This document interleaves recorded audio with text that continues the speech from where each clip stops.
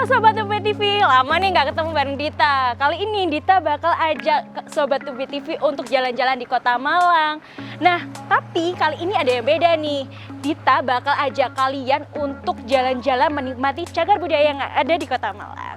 Dan tentunya menghadirkan narasumber-narasumber yang berkompeten di bidangnya. Gimana? Penasaran? Yuk ikutin Dita terus!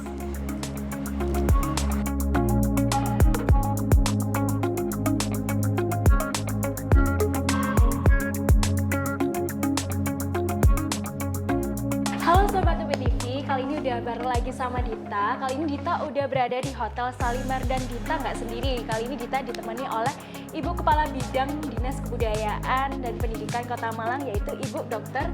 Dian Kuntari. Sambil jalan-jalan, sambil ngobrol-ngobrol kali ya Bu ya.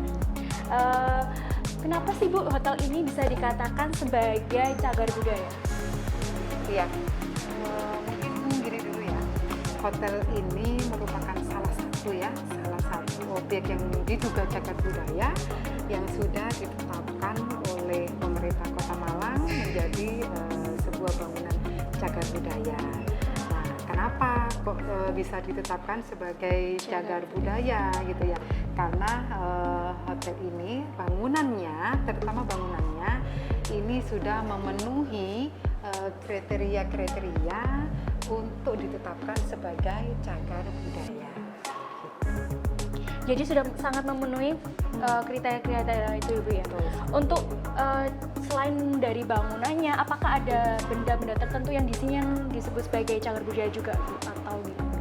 Khusus untuk Hotel Salimar ini yang ditetapkan adalah terkait dengan bangunannya, khusus untuk hotel ini.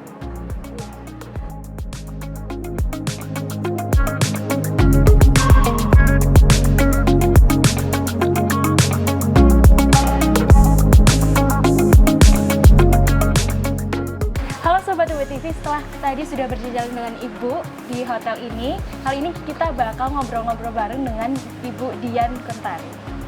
Baik Bu, sebelum ngobrol-ngobrol lebih jauh, saya ingin bertanya, cagar budaya sendiri itu seperti apa sih Bu? Iya, cagar budaya itu sendiri itu merupakan warisan budaya ya, di mana warisan budaya itu banyak sekali.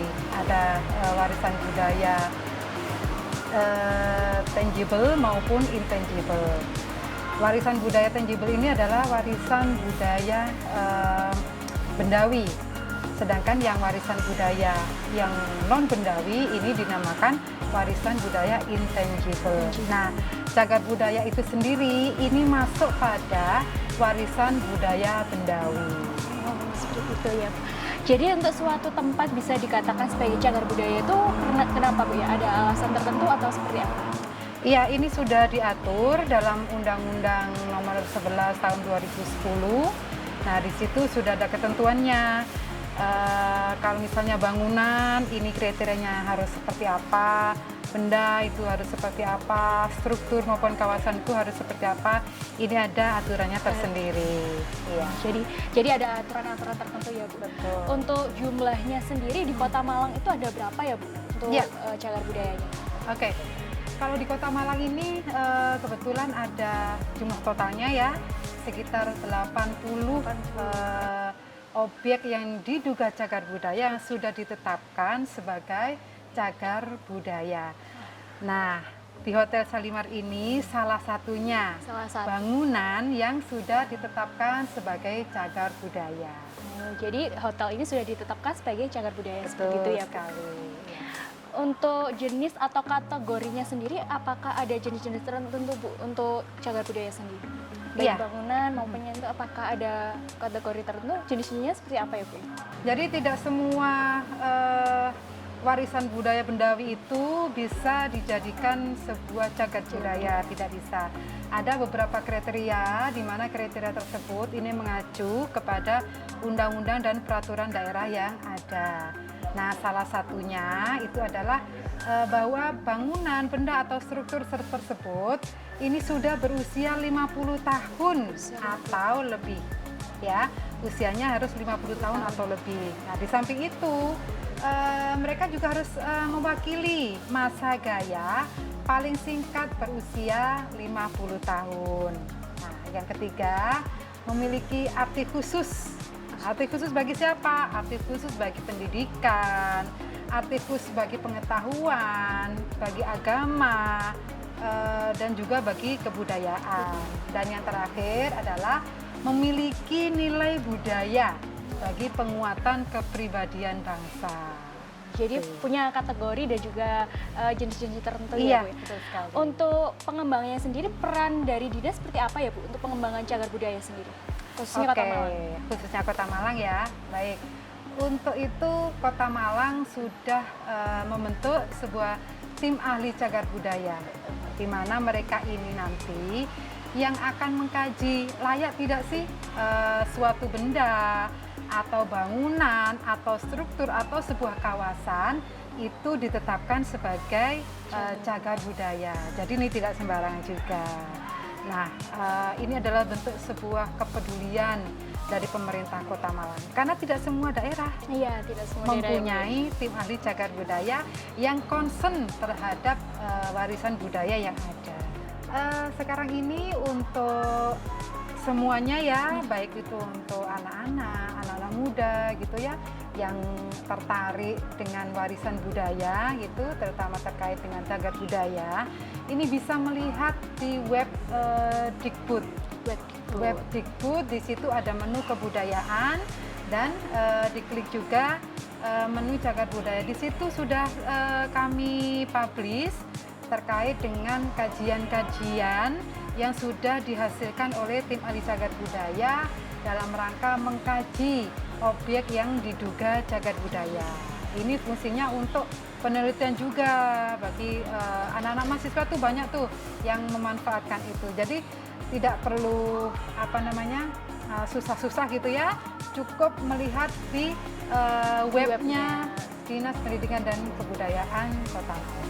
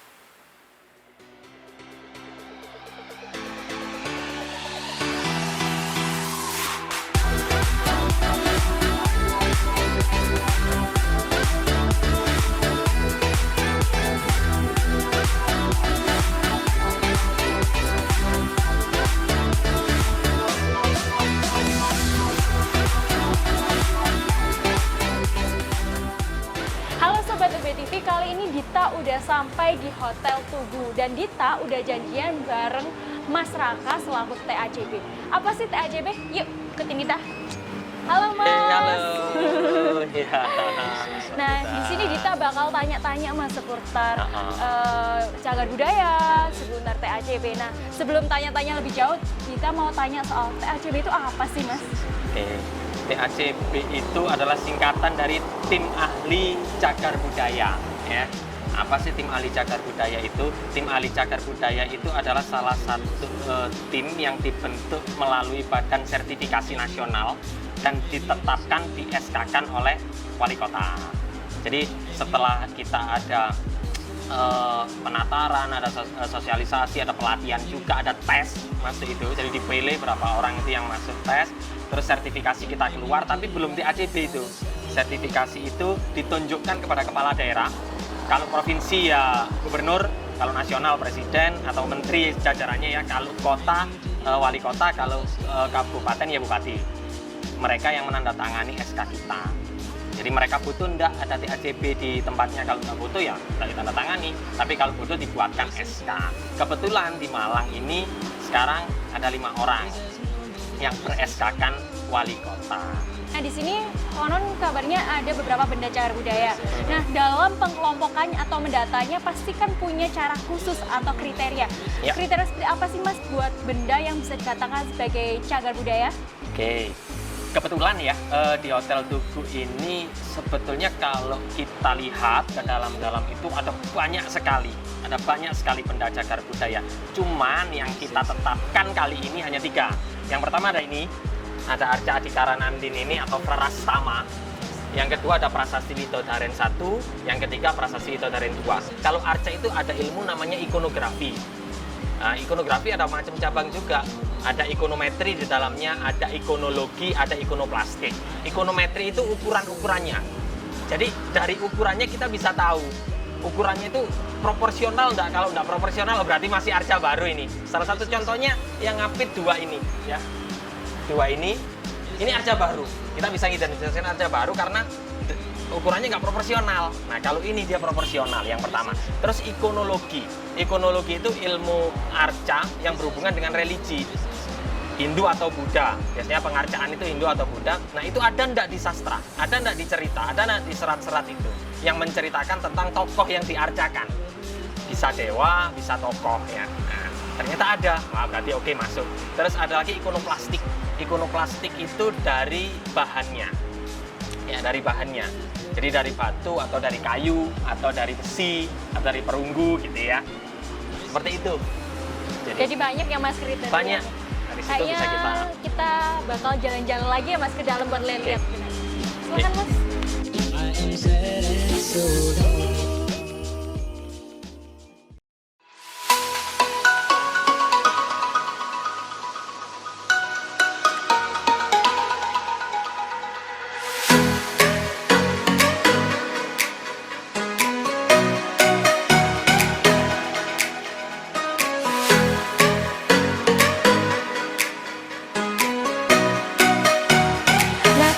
Jalan-jalan di depan tadi di Hotel Tugu, sekarang saya dan juga Mas Raka sudah berada di area pool dan juga resto. Nah, Mas, di sini saya mau tanya-tanya. Di sini ada apa aja sih benda cagar budaya yang ada di sekitar sini, Mas? Sebetulnya kalau koleksi dari Hotel Tugu ya, koleksinya Pak Anhar Setiadibrata itu banyak untuk benda cagar budaya. Cuman untuk tahun ini, 2021 ini, kebetulan ditetapkan hanya 3. Dan dari pihak Hotel Tugu sendiri, dari pihaknya Pak Anhar sudah menyepakati itu. Jadi ada kayak tanda tangan kontrak gitu ya. Benda ini mau tidak ditetapkan sebagai cagar budaya, beliaunya mengizinkan. Karena sangat penting sekali yang di awal-awal ini. Jadi awalnya kita tetapkan 3 dulu. Dari sekian banyak yang dimiliki Pak Anhar, kita ambil 3 benda cagar budaya dulu yang kita anggap penting dan nilai historisnya, nilai pendidikannya itu lebih dari yang lain. 3 ini dulu. Apa aja? Yang pertama tadi di depan ada Arca Adhikaran Andin. Nah, sekarang yang di pool ini, di kolam renang ini, satu prasasti juga. Nah, prasasti itu namanya Prasasti Widodaren. Oh, Prasasti Widodaren. Jadi dua-duanya namanya Prasasti Widodaren. Cara namainya Prasasti Widodaren 1 sama Prasasti Widodaren 2. Gitu aja. Saya tadi tertarik jalan-jalan, Mas, ada di Prasasti Widodaren itu ada bahasa yang mungkin teman-teman di sini Sobat UB TV belum tahu bahasa yang digunakan itu bahasa apa ya, Mas? Itu dikategorikan bahasanya masih masuk kategori bahasa Jawa kuno. Untuk bahasanya ya. Cuman untuk aksaranya, jadi ada ilmu itu namanya ilmu paleografi. Ilmu paleografi itu perkembangan model aksara. Itu untuk aksaranya. Untuk bahasanya masih pakai bahasa Jawa kuno. Harus digarisbawahi ya, karena bahasa Jawa itu ada bahasa Jawa kuno, terus ada bahasa Jawa pertengahan, ada bahasa Jawa baru. Bahasa Jawa baru itu yang kita pakai sekarang, yang dipakai sama beberapa dalang itu juga bahasa Jawa baru, ada yang bahasa Jawa pertengahan. Tapi bahasa Jawa kuno sudah punah sama sekali. Sudah punah ya, Mas. Prasasti Widodaren ini dulu beliau beli di Gunung Widodaren sana, di bawahnya Semeru itu ada Gunung Widodaren. Prasasti ini dari situ. Memang benda cagar budaya itu boleh diperjualbelikan di undang-undangnya itu ya. Undang-undang nomor 11 tahun 2010 itu tidak apa-apa diperjualbelikan, hanya syaratnya jangan sampai keluar dari Indonesia. Yang penting masih di dalam Indonesia. Dimiliki oleh perorangan boleh, Benda cagar budaya, bangunan cagar budaya seperti itu dimiliki oleh perorangan boleh, tapi syaratnya jangan sampai keluar. Nah, Pak Anhar kebetulan karena senang koleksi barang antik ya, beliau beli dari Widodaren itu dan dibawa di sini.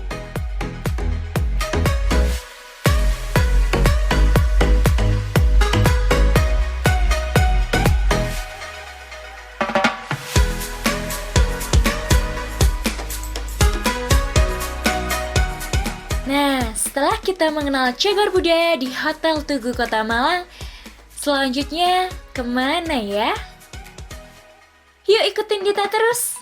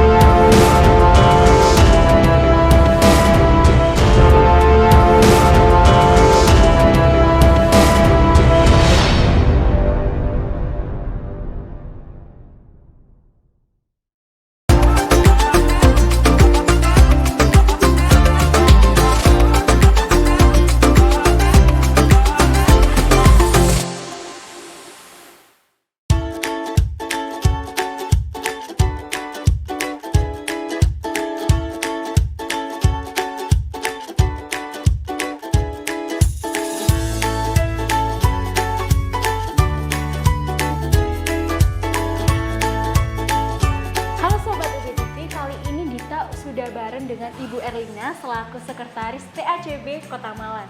Nah, Ibu, di sini Dita mau tanya-tanya, Bu. Kenapa bangunan ini disebut sebagai cagar budaya? Apakah ada alasan khusus atau gimana? Jadi yang dikategorikan sebagai cagar budaya itu ada 5 ya. Bisa masuk pada kategori benda cagar budaya ataukah bangunan cagar budaya ya, seperti ini Vendis Homestay ini adalah contoh dari bangunan cagar budaya. Kemudian ada yang disebut sebagai struktur cagar budaya. Seperti apa itu? Kalau kita melihat jembatan Mojopahit, jembatan, jalan, itu termasuk struktur cagar budaya.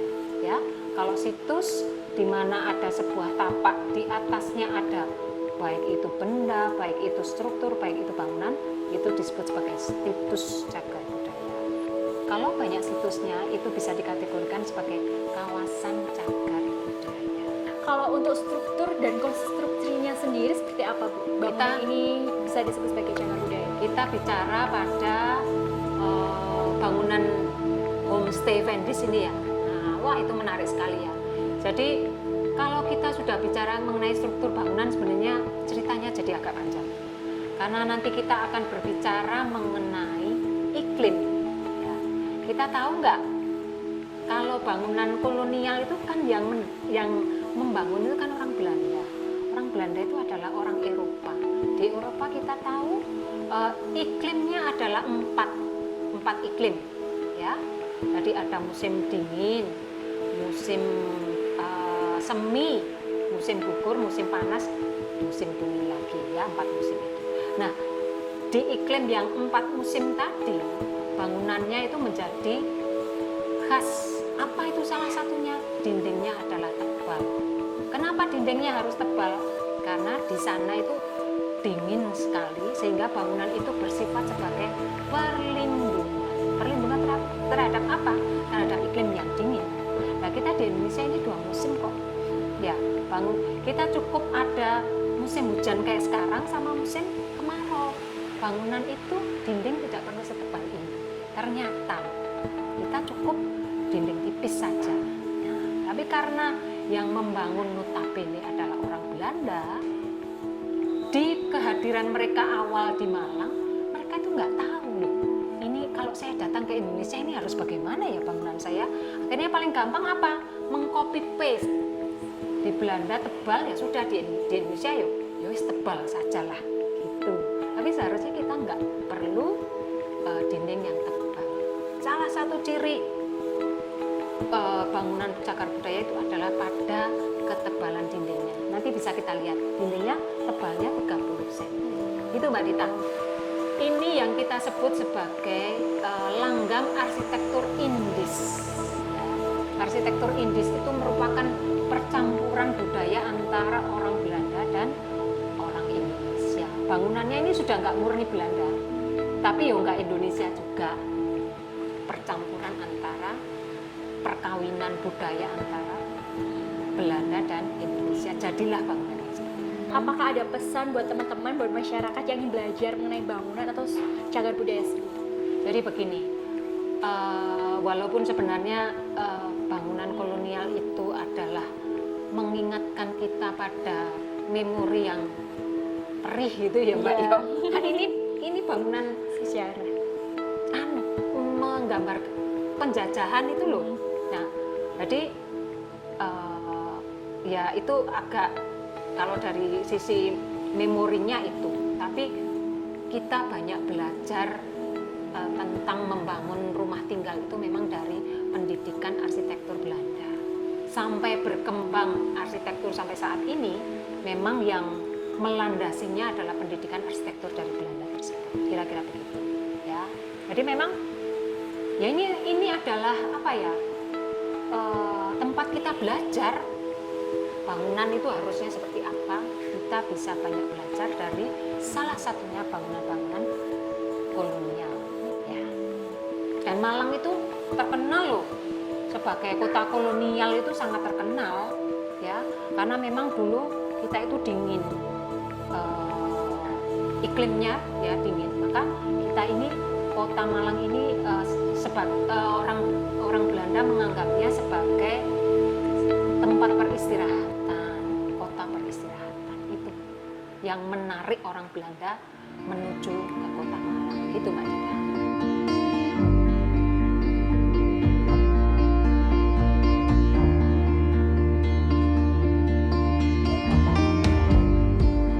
Nah Ibu, di sini kan kayak ada pintu yang unik ya menurut saya. Ini apakah ada unsur khusus ataupun ada maksud khusus untuk pintunya di sini?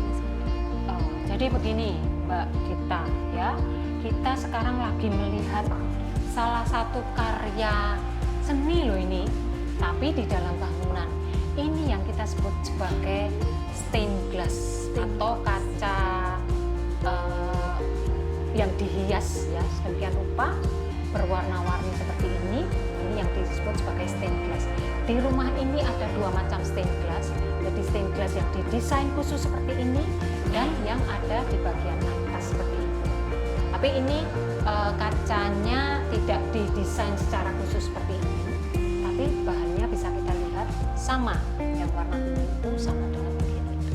Itu dari seninya detail bangunannya, terutama di bagian pintu. Kenapa ini salah satu kenapa kami sampai mengusulkan ini sebagai bangunan cagar budaya? Ya memang detail-detailnya ini masih sangat terawat keasliannya, ya. Karena terawat keasliannya inilah makanya itu perlu dibuat untuk pembelajaran. Gitu. Wah ternyata banyak banget ya Bu jenis-jenis cagar budaya di Kota Malang. Nah Sobat UB TV, jangan lupa terus saksikan Jelajah di UB TV. Dita dan kru pamit undur diri. Jelajah, Indonesia punya cerita. Bye-bye. Bye-bye dulu Bu.